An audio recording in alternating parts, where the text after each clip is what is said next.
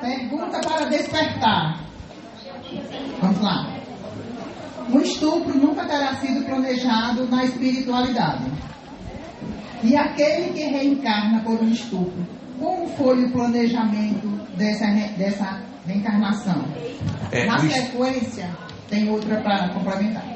Como orientar espiritualmente uma família que a filha, criança, pré-adolescente, engravidou do pai através do estupro? Sim, o estupro não é programado no mundo espiritual.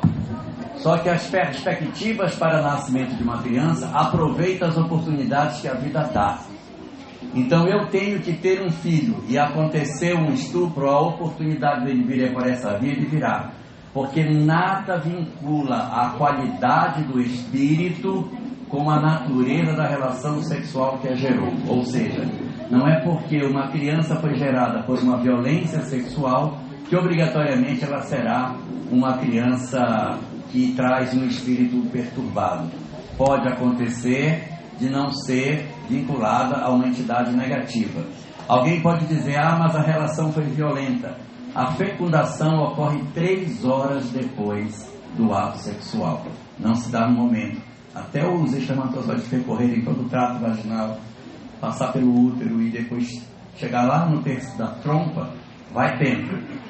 Então, não é instantâneo. Portanto, não há vinculação entre a qualidade do espírito e a natureza da relação. A segunda pergunta é como trabalhar uma família que a filha pré-adolescente teria sido violentada pelo próprio pai. São situações bastante dolorosas e para isso existe resposta da lei. Circunstâncias de abuso de crianças, elas encontram respaldo na legislação e podem levar o pai a ser preso, a responder criminalmente pelo feito. Essa é uma questão que a família vai ter que resolver internamente o que ela faz, porque família é complicado. A família ela tem dentro de si alguns instrumentos de proteção dos seus membros e não caracteriza uma situação de obrigatoriedade. Porque a família pode entender de não denunciar. Isso é um direito que de repente a família pode entender de fazer, mas a família pode entender de denunciar, é uma responsabilidade dela e a lei ampara nesses casos. Em todo caso, o que se pode aconselhar é que mesmo tendo sido uma circunstância de um abuso sexual feito por um pai, que se mantenha a gestação. E aí você vai dizer, mas vai traumatizar a criança. Sim. Só que se houver uma interrupção da gestação, traumatiza muito mais do que se ela continuar. Mas a criança não tem condição de criar. A mãe pode criar ou entrega para adoção. Evitar ao máximo a morte da criança dentro do ventre. Matar a criança pelo fato de ter nascido de uma violência sexual. Leva até o final e doa. É uma estratégia que se pode buscar. Atualmente já existe uma possibilidade de até 40% de sobrevivência de uma criança que não completou a gestação, não justificando por isso a morte. Então, às vezes a família diz, não, a gente vai tirar a criança, está com 24 semanas, vai tirar. Você tira uma criança com 24 semanas, que é menos de 6 meses, e ela tem mais de 40% de chance de sobreviver. Então, é mais razoável que se mantenha essa situação, tá bom? E a gente orienta para que, se for o caso, a família decide se ela quer incriminar o pai, levar para o tribunal e ele vai ser condenado. E a criança a gente cuida. Mas se interromper a gestação, ela tem 2 traumas: o abuso e a interrupção da gestação, que aparentemente hoje pode parecer uma solução maravilhosa para a criança, para a pré-adolescente, para a adolescente, sei lá, mas que com o passar do tempo vai se sedimentando dentro da alma na condição de culpa, quando a gente se torna adulto, ao chegar o período chamado síndrome do ninho vazio. Ok. Próximo. Tenho uma mãe narcisista. Ela tem 78 anos. Ela me adoece mentalmente, mesmo não morando com ela. E por ser espírita, sinto muita culpa por acenar, deve ser, que devo me entender com ela e não conseguia. Uma coisa assim. Sinto que ela nunca me amou. Me encontro depressiva. Pode me dizer algo?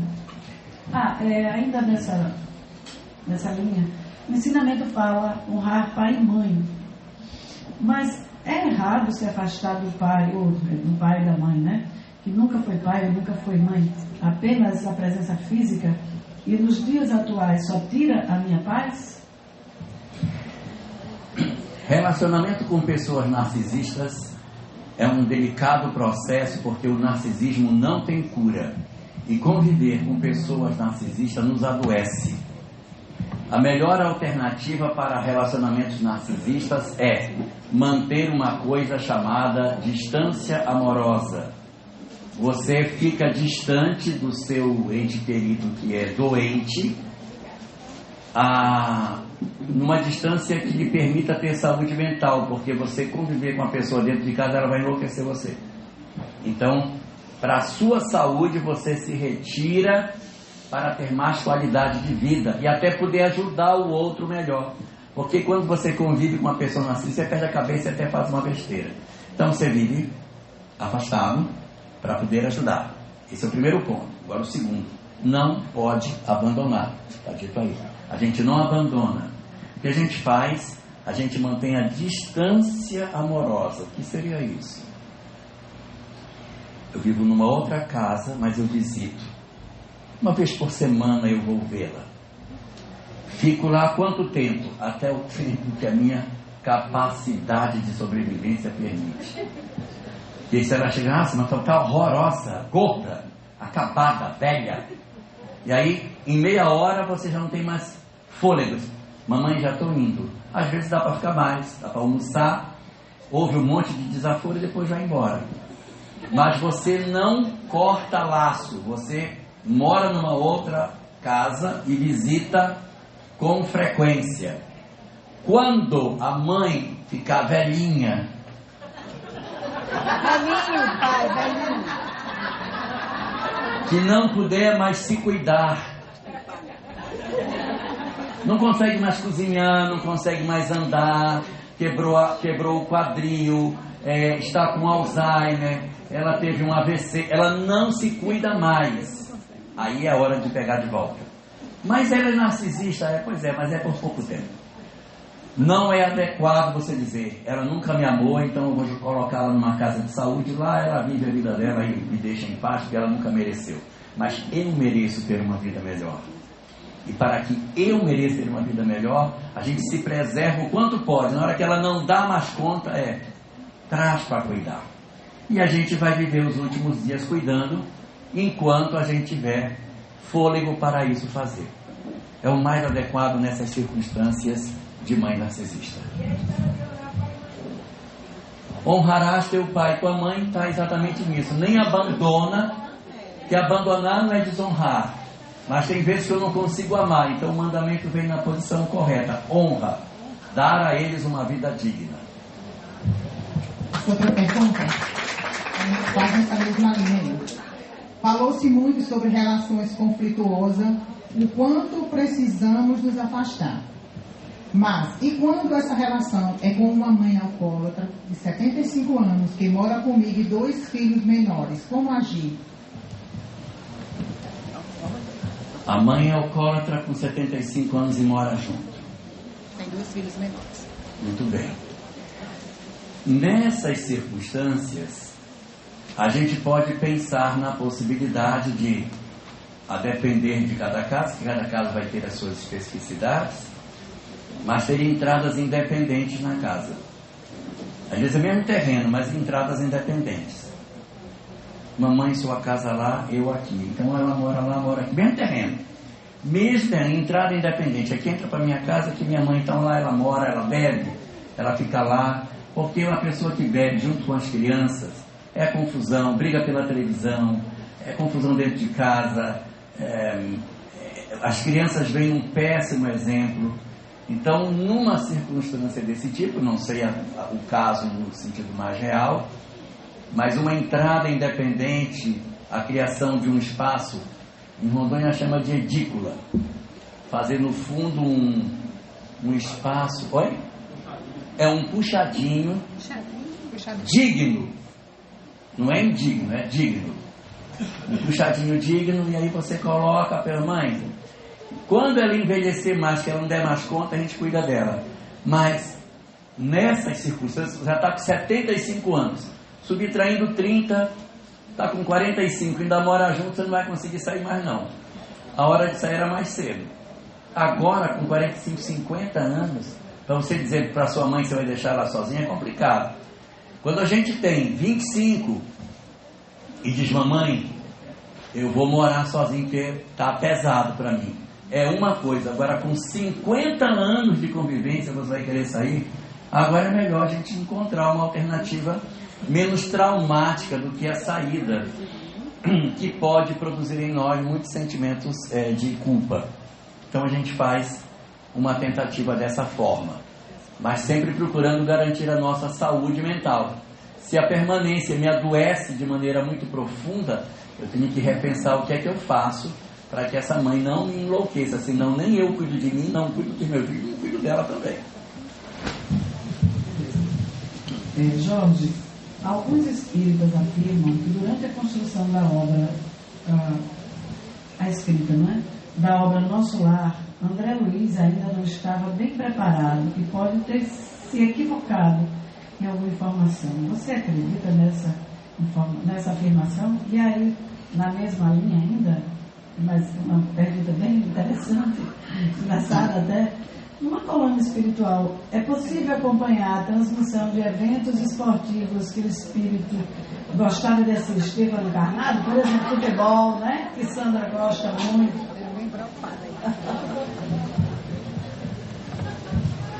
Todo o trabalho produzido pela mediunidade de Chico Xavier foi feito com a supervisão de Emmanuel. Então, se Emmanuel supervisionou o trabalho, não faz muito sentido que a gente tenha uma obra imatura tendo sido transmitida através de Chico. O livro Nosso Lar foi publicado em 1944. Porém, nós temos uma obra recebida no período de 1926 a 1930, mas publicada apenas no ano de 1955, Memórias de um Suicida, que traz as mesmas informações sobre colônia espiritual que o Nosso Lar traz.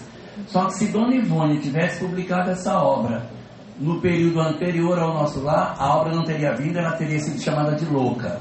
Então a obra é recebida antes, Chico publica, porque já tinha a respeitabilidade das obras anteriores, essa seria a primeira obra de Dona Ivone.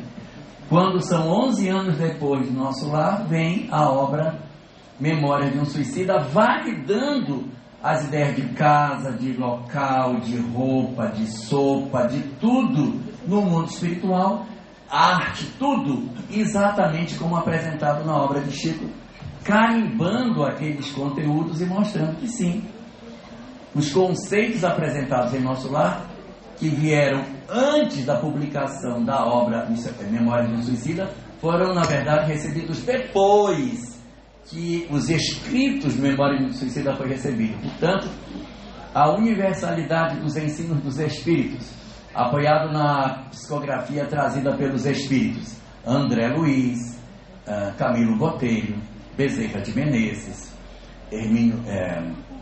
Manuel Filomeno de Miranda, Otília Gonçalves, Frederico Finer, que são todos autores que trazem as histórias das colônias espirituais, confirmam a veracidade do fenômeno e retiram a suspeição de algum equívoco dentro da obra de André Luiz, garantindo assim a universalidade dos ensinos dos espíritos. E os programas de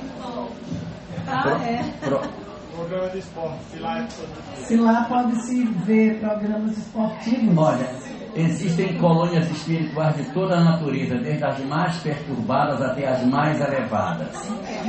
Então não é inimaginável que possa existir colônias com esse tipo de expediente. Agora, a grande pergunta é: isto me equilibra ou me desequilibra? Se me desequilibra, as colônias de condição superior, evidentemente não terão esse tipo de situação.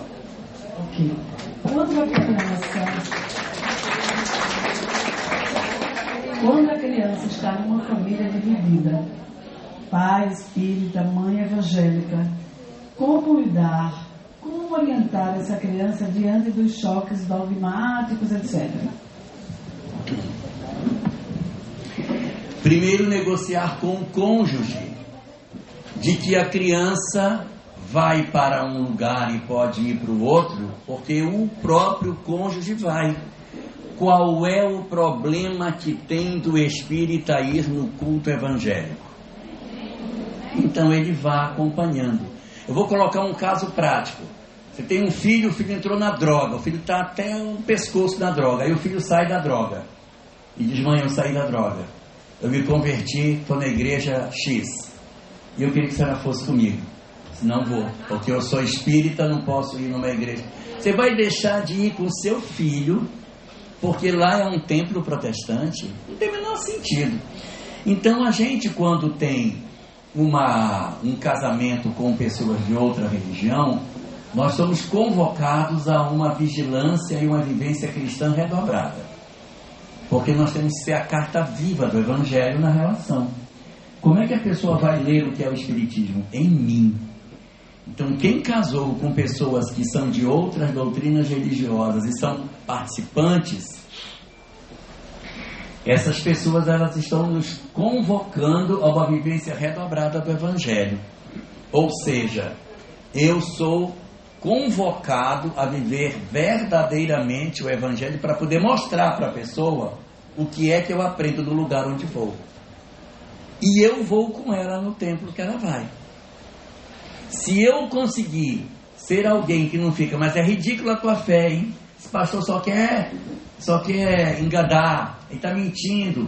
Se eu não faço isso, se eu respeito e demonstro uma superioridade na minha conduta, eu naturalmente consigo negociar com o outro a vinda dele para cá.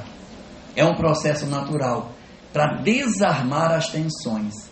E ao se fazer isso, a gente vai explicando para as crianças: sua mãe pensa de um jeito, seu pai pensa de outro. Seu pai pensa assim, a sua mãe pensa dessa forma.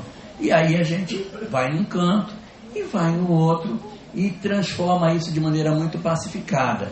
E do Evangelho no lar, esquece as obras escritas, pega só o Novo Testamento para fazer os estudos do Evangelho a cada semana, mas mantém o estudo do Evangelho com um texto bíblico para ajudar as reflexões que a gente precisa fazer, sem essa paixão exacerbada por um lado que possa prejudicar e tensionar as relações familiares.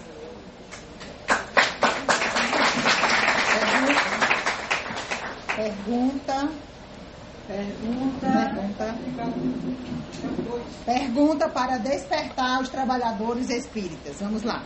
Como podemos acolher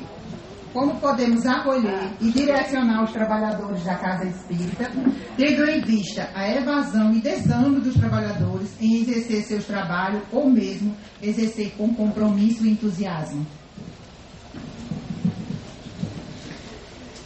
Na medida em que a gente observa que houve uma redução do público na casa e também de trabalhadores, nós precisamos refletir que a gente certamente está numa nova realidade. A chegada das lives, ela retirou da casa espírita todas as pessoas que vinham apenas em busca de conteúdo. Quem vinha para a casa espírita só para pegar conteúdo, está pegando pelas lives. Então vamos acabar com as lives para trazer esse pessoal para casa. Não faça isso, porque as lives, elas hoje estão capturando 5 públicos que a casa espírita não captura. Primeiro, os acamados. Se você tirar a live, o acamado também não vai. O cara operou, não tem como ir. Vai fazer o quê? Ele fica na caminha dele lá e ele assiste. O cara é cego, não pode ir para o centro. Ele precisa de alguém. Aí ele pode, hoje bota na live e ele assiste. Você vai tirar isso de alguém. Segundo grupo, os impedidos pela família. Você tem um grupo de pessoas que não podiam ir porque o familiar não deixava. O marido se arrumava para ir para o centro, negativo, você não vai. Só depois que você lavar a louça, ajeitar tudo em casa, aí você vai. Aí o que ele faz? Ele simplesmente, quando ele está preparando o café da manhã, lavando roupa, lavando louça, ele põe um avental e joga o celular no bolso do avental, põe um fone de ouvido. Ele está sendo nutrido de conhecimento espiritual e está tomando conta das coisas. Aí você vai tirar a live? Você não pode tirar. Terceiro grupo que foi também beneficiado, os medrosos. Tem pavor de vir na casa espírita porque o espírito vai pular no pescoço, vai beber o sangue dela. Mas ele assiste a live. Então você atendeu um terceiro público. Quarto público que a gente está atendendo são as pessoas que participam de outras religiões e que não podem vir aqui. Como é que o pastor vai entrar aqui para assistir? Ele pode? Ele não pode. Já veio o pastor aqui. Ele já veio e ainda botou no sobrenome dele. Botou no sobrenome dele O nome do mentor da casa. o nome do mentor da casa. Olha aí. Desencarnou por 95 anos. Olha só. Mas não é típico que você numa casa espírita tenha a visita de um pastor. Não tem como ir. Os obreiros. O cara vai fazer uma palestra sobre o bom samaritano. Puxa, eu queria muito saber o que os espíritas falam. Mas ele não tem como atravessar a porta para saber. Mas na live pode. Então você melhorou para os acamados, para os impedidos pela família, para os medrosos, para os trabalhadores de outra doutrina e para os preguiçosos também. Porque esse pessoal já não ia mesmo. E os idosos também com dificuldade. São os acamados, os que estão com dificuldade de locomoção. Esse pessoal todo está sendo atendido. Então eu não posso tirar as lives porque eu tenho outros públicos atendidos. Mas quem era atendido pela casa apenas com informação, agora foi para a live. A live ainda tem o poder de poder fazer perguntas sobre o tema para o palestrante, que eu não faço na palestra. E ainda tem mais. O cara pode dizer assim: eu vou para o centro espírita hoje, me dou. Tomara que o tema seja bom, tomara que a pessoa falar seja boa. Aí chega lá, nossa, o tema foi horrível e a pessoa péssima. Lá em casa nós, eu quero assistir Eulália Bueno falando sobre a questão da importância do evangelho no lar na transformação da família. Eu vou lá e clico. Eu escolho o tema, a pessoa no horário que eu quero, ainda paro. Já está falando, para e continua. Então é muito melhor. Como é que você vai competir na casa espírita com esse? Volta, não entendi, anota. Então ele só tem vantagens. Então a gente diz assim: então a casa espírita vai fechar. Não! A casa espírita, com esse tipo de movimentação, descobre a partir daí que a sua vocação é atender a dor da humanidade. Então, se diminuiu por um lado, vamos nos concentrar no atendimento à dor. E eu quero só fazer um comentário pequeno de uma coisa que eu não falei no intervalo, que é o seguinte: aqueles grupos para luto, depressão, não sei o quê, não é para fazer palestra, é roda de conversa. As pessoas trazem suas experiências e você pergunta: eu perdi meu filho, estou numa situação tão difícil assim, assim. Fulana, você também perdeu o filho, como é que você faz? Então você usa a experiência de um para curar o outro. Um põe remédio na ferida do outro. Você só dá os ajustes doutrinários. Às vezes uma fala pequena no começo, 5, 10 minutos, abre para debate e deixa o grupo se tratar. Um trata o outro. Não tem palestra. E de preferência quem coordena o grupo já passou pela experiência. Já teve depressão, já perdeu um filho, tem filho drogado. Para poder dizer assim: sim, é verdade, é difícil. Por exemplo, na minha casa aconteceu isso. Para que haja empatia no grupo. Tá bom? Então, se hoje a gente está com os trabalhadores assim, abramos os trabalhos qualificados de atendimento espiritual. Vamos transformar a casa espírita num local para acolhimento da dor. Muito bem. Antes de passar para a próxima pergunta, nós gostaríamos de, a título de informação, dizer que a Federação Espírita do Rio Grande do Norte implantou um grupo de estudos da longevidade. Inclusive tem uma equipe aqui. Levanta, meninas, o grupo da longevidade aí só temos 2 hoje, não é? Ontem nós tínhamos mais. Mas ainda alguns que irão adentrar nesse grupo.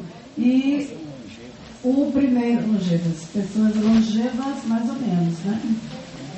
Longevidade, assim, estudando pessoas que estão se preocupando com a questão da longevidade, para não dizer grupo de idosos, que fica muito feio.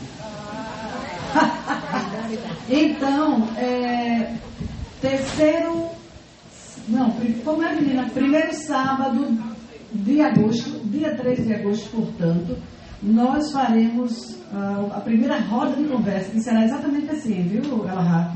A primeira roda de conversa desse grupo, lá na sede da federação, a partir das 8 horas, meninas, a partir das 9 horas. Há cerca de 15 dias, a nossa querida Sandra Borba fez um seminário maravilhoso, não foi, ideia? Com o tema Estações da Vida, Desafios para Envelhecer Bem. Não é? Esse seminário foi coordenado por 2 áreas, a área da família e a área da assistência e promoção social espírita.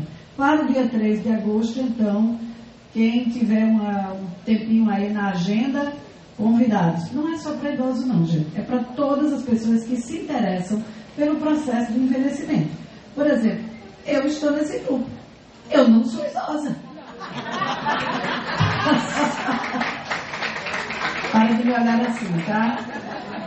Interessante também, por exemplo, que mesmo que a pessoa não seja idosa, você não tem pai, tem mãe, tem uma pessoa que cuida. Então, assim, o seminário também não foi, e também o trabalho não está sendo feito apenas para quem é idoso, quem tem acima de 60 anos, mas para quem tem, para os jovens também que tem que se preocupar com seu pai, com sua mãe, com a avó, com alguém que lhe cuida, né? Também. E que, se não desencarnar antes, também vai envelhecer. Próxima pergunta.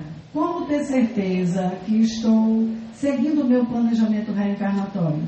Aí, entre parênteses, quais pontos a observar quando aparecem determinadas oportunidades? Morar em outro país, mudar de carreira, etc.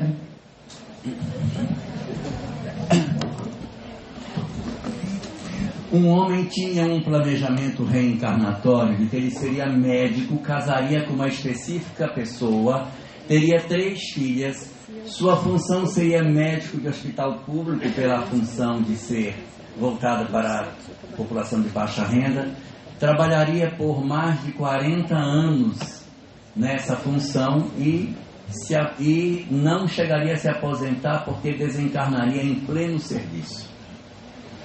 E o cara cumpriu.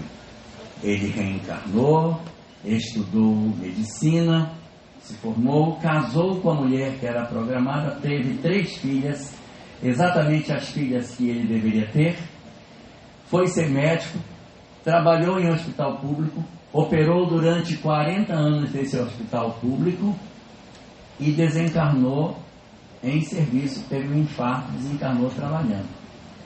Quantos por cento do planejamento dele ele cumpriu? 100%. Vamos lá. Há controvérsias. Ele entrou na faculdade e ele entrou colando. Ele comprava provas, ele enganava os professores e se formou em médico sem nada saber. E vendo a mulher que ele se interessava e sabendo que ela era rica, ele deu um golpe nela para poder casar por causa do dinheiro que ela tinha por ser de condição favorável, melhor do que a dele, e ele se casa com ela e tem 3 filhas que o odeiam, não falam com ele há muitos anos porque ele é uma pessoa intragável.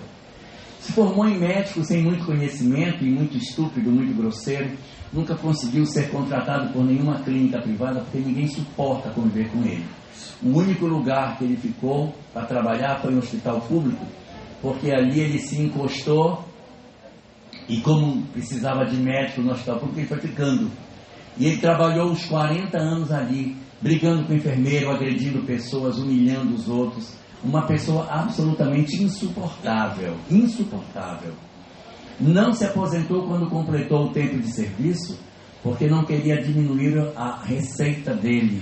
Então ficou trabalhando só para ganhar a integralidade dele, mas odiava paciente, odiava o hospital, odiava todo mundo e tinha ódio das enfermeiras. Um dia, num acesso de ódio que ele teve no atendimento, ele teve um infarto, morreu em cima da mesa. Não cumpriu. Então não é o que acontece do lado de fora. Então o planejamento espiritual verdadeiro não é o que o mundo vê, é o que se passa dentro de cada um de nós. Porque o que importa não é ser médico, não. Foi médico, beleza. Porque isso não é o mais importante, que isso não forma um espírito superior. O que forma o espírito superior é o amor. Então, havia uma programação. Eu posso até cumprir a casca do planejamento, mas a essência do planejamento é o amor. Então, se alguém quer saber se está cumprindo o seu planejamento espiritual, pergunte para si mesmo: as minhas ações são voltadas para o amor? Eu demonstro na minha família amor ao meu semelhante, eu cuido da minha mulher, eu cuido do meu marido, dos meus filhos, eu demonstro afeto, eu sou uma pessoa preocupada com a harmonia do meu lar, eu me dou nessa tentativa de harmonizar, eu amo meus filhos, eu cuido da minha família, eu me realizo na condição familiar que eu tenho, eu procuro respeitar e cuidar dos meus pais. Então é preciso que eu ame a Deus, natureza, o mundo, o meio ambiente, a vida. Ame o próximo, que é a minha família, o meu trabalho, minha casa, meu bairro, minha cidade. Eu amar o mundo em que eu vivo e amar a mim mesmo. Gostar de ser quem eu sou. Ser feliz com a pessoa que eu sou. Porque na próxima encarnação a gente pode não encontrar ninguém dessa, mas a gente vai encontrar com a gente mesmo. Então, se a gente não se amar, nós estamos fritos. Então a gente tem que amar a Deus, amar ao próximo e amar a si mesmo. A receita para saber se está cumprindo o planejamento é esse. É só se perguntar: as minhas ações de hoje foram baseadas no amor ou no desamor? Quanto mais amor tiver, mais próximo do planejamento nós estaremos.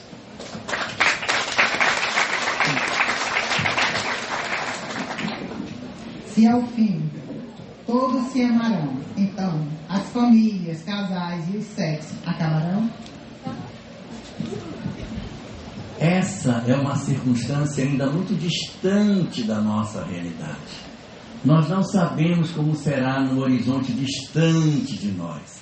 Até o horizonte das nossas vistas, ainda existe muita caminhada de amor, de afeto, de uso da sexualidade, na forma como nós hoje conhecemos, para que a gente indague o sexo dos anjos.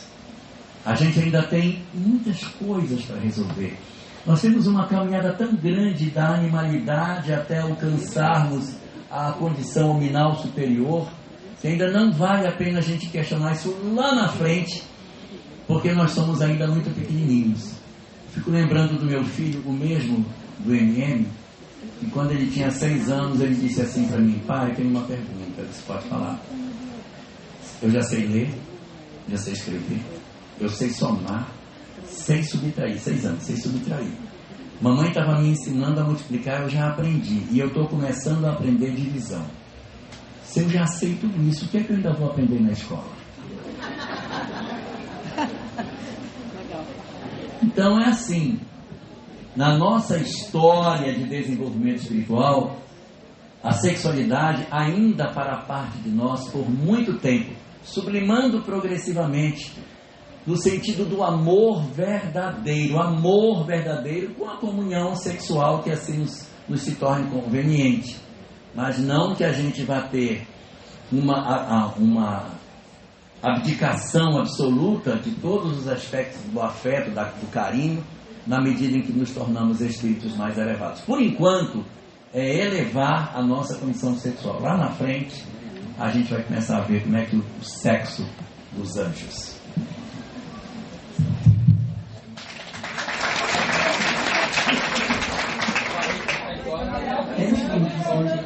Sabe-se que alguns espíritas migram do catolicismo e que trazem alguns dogmas e rituais consigo, bem parecido com até que ponto o catolicismo e o espiritismo podem, devem ser, ter seus aspectos religiosos fundidos, confundidos, unidos.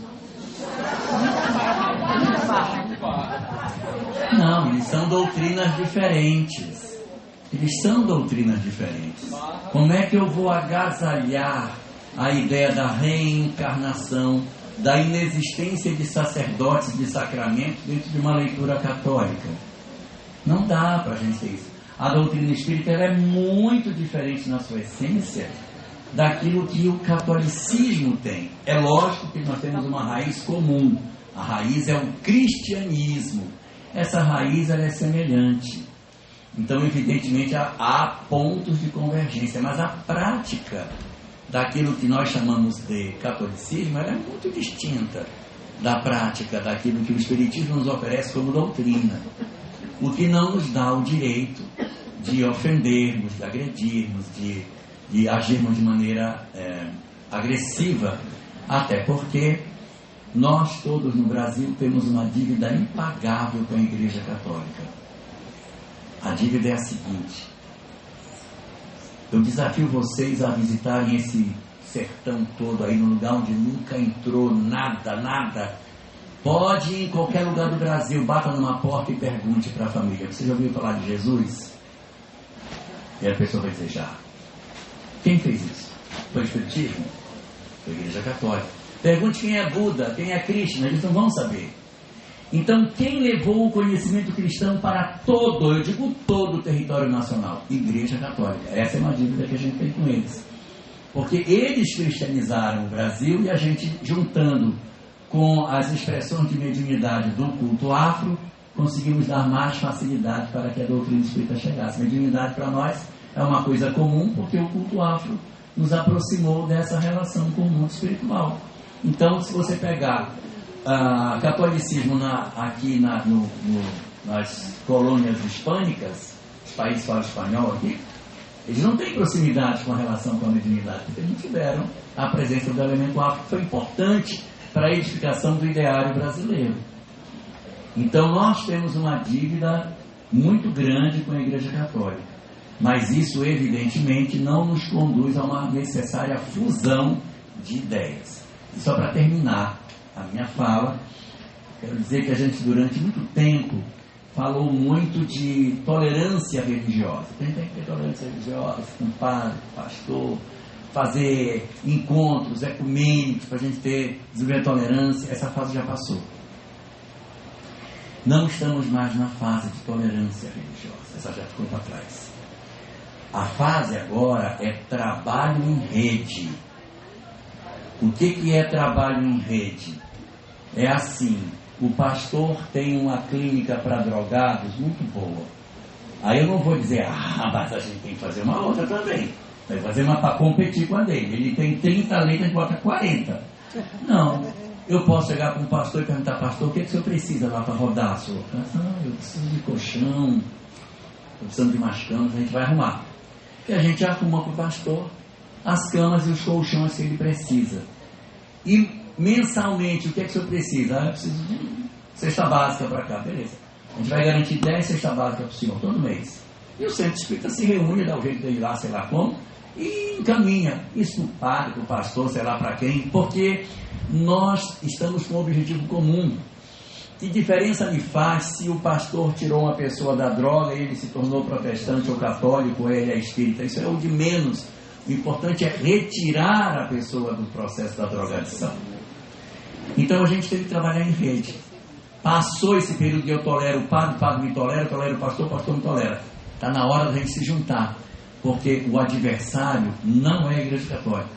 O adversário é o materialista. O materialismo está matando a nossa juventude.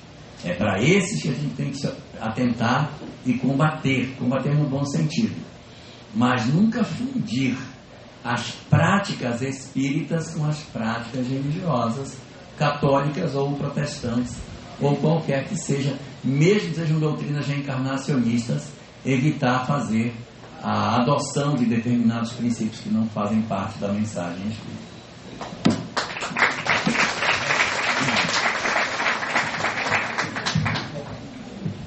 Comente sobre acusações de adulteração de obras de Chico Xavier. A FEB cometeu adulterações? Com que propósito? Eu também tenho essa pergunta: com que propósito, não é? Porque eu conheço o pessoal da FEB Eles são pessoas iguais a nós, eles sangram, eles não são nenhum tipo de ET. Eles são pessoas iguais a nós, eles conheceram a doutrina espírita igual a gente, entraram no grupo de estudo igual a nós, são iguais a nós. A diferença é que a gente mora em Ceará Mirim e eles moram em Brasília. Se a gente morasse em Brasília, nós seríamos da FEB e eles seriam daqui, da nossa casa. O que faz eles serem de lá é porque estão lá. Então fala-se muito de adulteração, de discussão sobre isso, mas o local ideal para que isso seja discutido é no Conselho Federativo Nacional. Lá que é o fórum para debater isso. Então, às vezes, as pessoas vão para a internet, vão falar qual é o ganho que eu tenho com esse tipo de prática. Eu só desgasto o movimento espírita diante da opinião pública, que não é espírita, não tem porquê. É igual a gente ir para a mídia assim, porque fulano do centro espírita tal, ele faz não sei o quê. O que eu ganho quando eu jogo lama em cima de alguém? Pode ser verdade, pode não ser. Local ideal para se fazer isso: Conselho Federativo Nacional.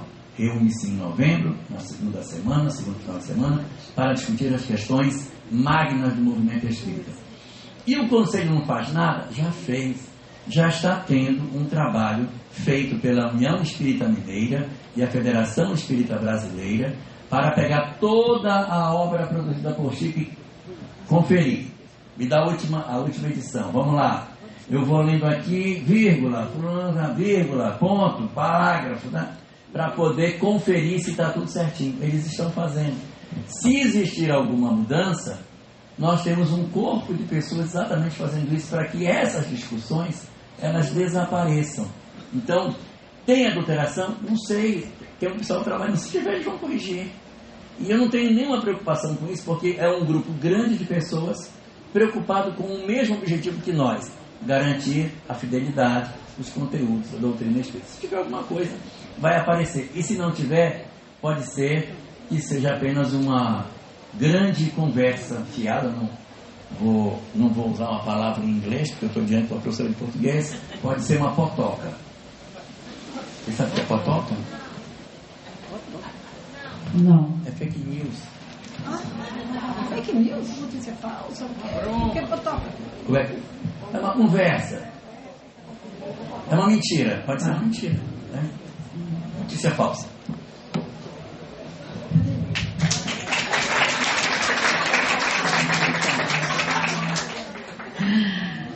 Boa tarde.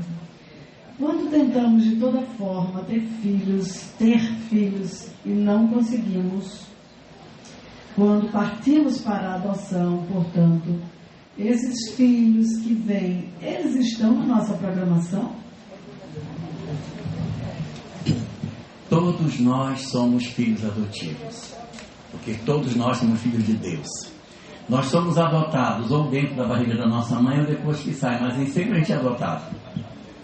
Eu não nasci da minha mãe, não nasci do meu pai, nasceu o meu corpo, mas eu não nasci da minha mãe, eu não nasci do meu pai. Meus pais me adotaram dentro da barriga da minha mãe, mas eu posso não ter sido gestado dentro. Se nós conhecemos as leis espirituais, a gente passa a compreender o mecanismo que se movimenta na lei de causa e efeito para que determinadas criaturas cheguem às nossas mãos. Então existe a lei de causa e efeito para tratar dessas questões. Existe uma frase no Evangelho segundo o Espiritismo que diz assim: se pudesses abraçar de uma só vez todos os laços que vinculam uns aos outros, admirarias muito mais a sabedoria do Criador. E é exatamente isso. A sabedoria do Criador nos vincula, nos une, nos reúne, e a gente nem percebe as tramas com as quais a vida vai nos enredando e vai nos aproximando das entidades que a gente precisa estar próximo. Esse período de pandemia foi um período muito mágico, em que a gente teve a oportunidade de se conhecer no Brasil inteiro.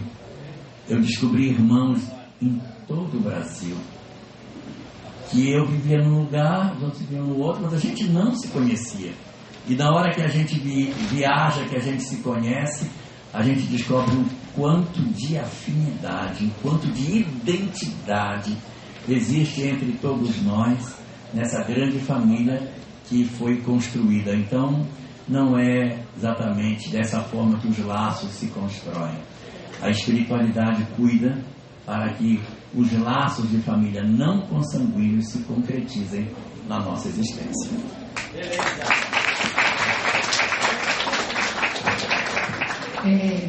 Qual a diferença entre egoísmo e interesse pessoal? No Livro dos Espíritos, na terceira parte da obra, é apresentado um momento em que duas grandes imperfeições morais são colocadas, ditas como as grandes chagas da humanidade, que são o orgulho e o egoísmo. Então, durante todo o tempo você fala, é o orgulho e o egoísmo, orgulho, egoísmo, orgulho, egoísmo, que é uma síntese das imperfeições morais. Quando nós chegamos no capítulo 12º das Leis Morais, capítulo 12, chamado da perfeição moral, os Espíritos não falam mais de orgulho e egoísmo. Só tratam de um. Eles dizem, pior chaga da humanidade, o que caracteriza a imperfeição do homem é o interesse pessoal. O que é o interesse pessoal? É o ponto de convergência entre o egoísmo e o orgulho. Ele é interesse, porque é desejo de ter, não é? Que é a parte do egoísmo, o interesse, e o pessoal no sentido do orgulho, da pessoalidade.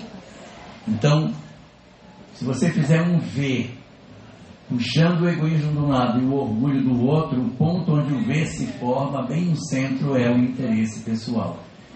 Interesse pessoal é metade orgulho e metade egoísmo, e é a grande representação dos interesses da criatura. Eu vou dar um exemplo. Você quer saber se uma pessoa está agindo de maneira verdadeira ou não? Ela é vaidosa, ela é orgulhosa, ela é... Verifique se ela tem interesse pessoal. Se ela ganha alguma coisa, ela tem algum ganho pessoal com aquilo que ela faz, sem perfeição moral. E o que é o interesse pessoal? O egoísmo e o orgulho combinados, enxertados um no outro como uma coisa só. Essa é a diferença. O interesse pessoal é a enxertia do egoísmo com o orgulho.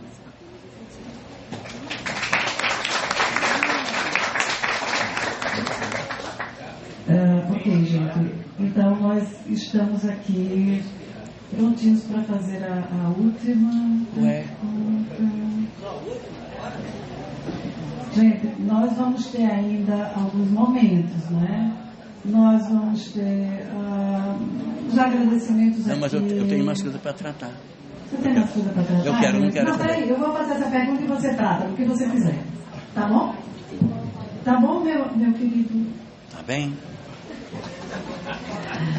Tem uma pergunta aqui que é a seguinte.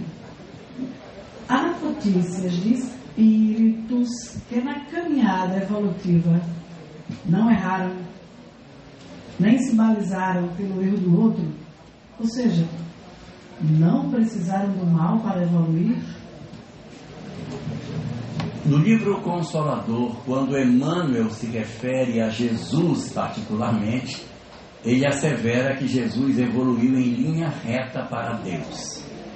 Evoluir em linha reta para Deus pode nos dar a impressão de que ele esteja dizendo que ele nunca errou. Mas a lógica nos está a dizer que alguém nunca ter errado para evoluir não deve ter sido a dinâmica da evolução do Cristo, uma vez que ele, quando na condição mais próxima do nosso grau de evolução, evidentemente passou pelas mesmas provas, pelas mesmas experiências que nós, durante a sua caminhada até chegar à perfeição. Então, evoluir em linha reta para Deus significa que ele não experimentou os processos de migração, de sofrimentos, de tantas repetições como nós, mas dentro do padrão que os espíritos têm. No livro Evangelho segundo o Espiritismo, no capítulo 3, acho que é o item 13, mas não tenho certeza, assevera que os espíritos típicos do mundo de provas e expiações são espíritos que têm 7 características. Uma das 7 é que eles são exóticos. O que é um espírito exótico? Que é de fora, ou seja, a migração é um fenômeno razoavelmente comum numa população de um mundo de provas e expiações, ou seja, nós que constituímos a população do nosso planeta, somos espíritos que tipicamente já experienciaram alguns processos de migração planetária. Isso não é incomum. Então, evoluir em linha reta pode representar a evolução sem as migrações expiatórias que acontecem durante os períodos de transição planetária, em que os espíritos vão aproveitando e vão avançando dentro do ritmo que se espera para um determinado espírito. Imaginar que um espírito nunca tenha errado é uma condição muito, muito singular. Então, a gente precisa analisar essas colocações dessa forma. E se por algum motivo alguém interpretar que evoluir em linha reta para Deus significa evoluir sem nenhum erro, sem nenhuma expiação, apenas prova e missão, prova e missão, prova e missão, sem nunca errar, então a gente pode estar entrando em colisão com a obra kardeciana. E Emmanuel mesmo disse que se algum dia ele falasse alguma coisa que colidisse com Kardec, que a gente ficasse com Kardec e esquecesse o que ele tinha dito.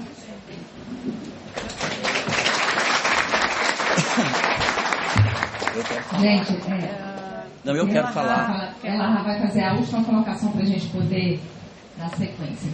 Eu esperei que aparecesse uma pergunta que não apareceu. Né? Esperei que aparecesse uma pergunta que não apareceu, que era sobre relacionamento conjugal. Vocês vão ficar em pé? Relacionamento conjugal. Dores de separação, feridas, traumas, mágoas, sentimentos. Então, eu queria aproveitar, porque eu sei que essa história talvez ainda venha acontecer com alguém, ou já aconteceu com alguém, não tiveram a oportunidade ou não quiseram perguntar. Então eu quero comentar alguns pontos que são muito comuns. 2 pontos são muito comuns. Primeiro, é aquela situação em que você teve um relacionamento, esse relacionamento foi rompido, e a pessoa com a qual a gente rompeu esse relacionamento, ela segue numa forma muito agressiva em relação a nós. Vive de forma muito atritada, muito violenta, sempre desgastando a proximidade com essa pessoa. Isso é muito comum. É lógico que a gente tem muitos casos em que as pessoas se separam, mas elas mantêm um razoável nível de cordialidade na relação. Mas tem alguns que não. Tem alguns que, ao se separarem, vivem assim de maneira muito difícil, até com ódios, não querem se ver, não podem se ver. Os filhos têm dificuldade de se relacionar com os pais. Então, quando a gente se separa, eu queria deixar 3 recados para quem se separa. Recado número 1. Primeiro, para quem não separou. Se ainda não separou, se esforce para não separar. Tentar resgatar a relação, tentar investir numa terapia, numa busca, numas férias, numa tentativa de resolver, porque Emmanuel, no livro da Esperança, capítulo 76, no último parágrafo, ele diz o seguinte: que se a gente abandona uma relação não tendo tentado tudo, amanhã a consciência cobra. Então, se você vai separar, tente tudo primeiro, para a consciência não cobrar amanhã, só que você vai cobrar. Então, primeiro tenta tudo. Você tentou tudo? Não tentei. Então, tem mais aí, então tente isso.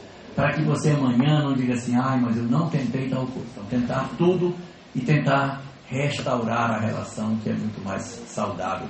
Resgatar aquilo que a gente já teve de relacionamento. Para quem já separou, 3 conselhos. Primeiro, não vá para a noite. As pessoas se separam e acham que elas voltaram a ter 18 anos e quer ir para a noite. Quer botar uma roupinha que não cabe mais e ter uma conduta de adolescente. Não faça isso. Separou, você mantenha a sua postura de equilíbrio. O outro está endoidando na noite, é problema dele. Você mantém os seus deveres. não vai para a noite. Esse é o primeiro. Segundo, não envenene seus filhos. Faça tudo que você puder para não desconstruir o alienamento parental, a alienação parental, que é você dizer, teu pai não presta, tua mãe não presta, a tua mãe, porque isso sequela os meninos, e amanhã, quando eles formarem suas famílias, eles levarão sequelas do relacionamento que os pais tiveram, e isso pode ser prejudicial. Então a gente não carrega isso para as nossas crianças. E o terceiro é fazer tudo que a gente puder para não guardar ódio nem mágoa, para diminuir a chance de reencontro. Eu disse diminuir. Estou dizendo que não vai. É para diminuir. Se o relacionamento terminou e existe muita agressividade, muita violência, não force a aproximação. Não force. Não adianta forçar. Se o outro lhe odeia, se o outro lhe ofende, toda vez que vem, é uma agressão em cima de uma agressão, não vale a pena tentar uma reaproximação. Não, mas eu preciso resolver isso na minha vida. Mas a gente resolve isso com a gente mesmo. A gente pega o Evangelho segundo o Espiritismo, capítulo 28, item 46. E procura ler o item, anote, capítulo 28, item 46. É uma oração por aqueles que não gostam de nós. Aí você lê aquilo todo dia. Pode repetir? 28, 46. Capítulo 28, item 46, intitulado Oração por aqueles que nos odeiam ou nos querem fazer mal.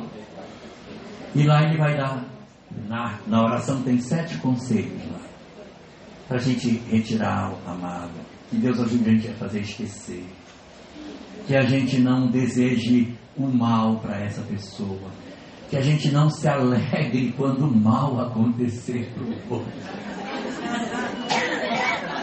que a gente não se alegre quando o mal acontecer e vai embora. E o último recadinho é: Senhor, eu te peço uma oportunidade para que eu possa fazer bem a quem me fez tanto mal. Me entrega a oportunidade para que eu faça o bem. E diz mais: e quando essa oportunidade chegar, que eu faça essa oportunidade acontecer sem o sentido de vaidade, de humilhação, de fazer, olha, estou te ajudando, deveria te esmagar, se não sou bonzinho, não vou fazer. Que eu não tenha esse tipo de sentimento, mas que eu ajude verdadeiramente para que eu lave a minha alma de todo sentimento ruim. Ah, mas o outro me odeia. Problema dele. Livro Momentos de Decisão, anota aí, Momentos de Decisão, capítulo número 18, intitulado Culpa e Resgate. É o nome do capítulo, Culpa e Resgate. Lá, terceiro parágrafo diz assim: se alguém fez algo para você, busque essa pessoa e peça perdão a ela.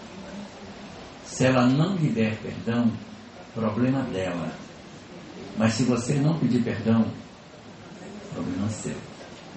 Então a gente procura, não deu certo, não, vamos orar. Vamos orar sistematicamente pelo outro, que pode se transformar, tá, gente? A velhice tem esse poder de transformar as pessoas quando elas têm esse tipo de dificuldade. Não adianta a gente tentar se aproximar se a gente já percebeu que a gente não é bem quisto. E às vezes o companheiro está casado com uma pessoa super ciumenta. Uma aproximação nossa com a pessoa com a qual ele já teve relacionamento, eu não quero você perto dele. Isso eu mato os dois. Então, por que você vai se aproximar se você não sabe a pressão que o outro está sofrendo? De repente a mulher dele quer que se aproxime. Então tem que tomar cuidado. E orar. Então a gente ora por ele e a gente ora por ela também. Oração nunca faz mal. Ora pela esposa dele, deseja felicidade para ele. É difícil, mas a gente tem que fazer. Ora pela felicidade do outro, ora por ela, ora pelos filhos, ora pela família dele, para que a gente fique bem, para que a gente não fique ruim. Então isso a gente precisa realizar.